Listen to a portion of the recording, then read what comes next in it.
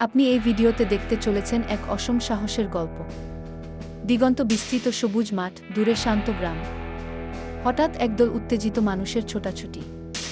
তাদের হাতে লাঠি, পুরনো তলোয়ার আর কিছু বাঁশ। সাহেবদের কামান গর্জে ওঠার আগেই আমাদের তৈরি হতে হবে। দ্রুত হাতে বাঁশ কেটে জোড়া লাগিয়ে তৈরি হচ্ছে এক অদ্ভুত কাঠামো। পুরুষ, মহিলা, এমনকি কিশোররাও সাহায্য করছে। কাদামাটি লেপে তাকে আরও মজবুত করার চেষ্টা চলছে। তিতুমিরের ডাকে সাড়া দিয়েছিল সাধারণ মানুষ। জমিদারদের শোষণ, ইংরেজদের অত্যাচার আর সহ্য করা যাচ্ছিল না।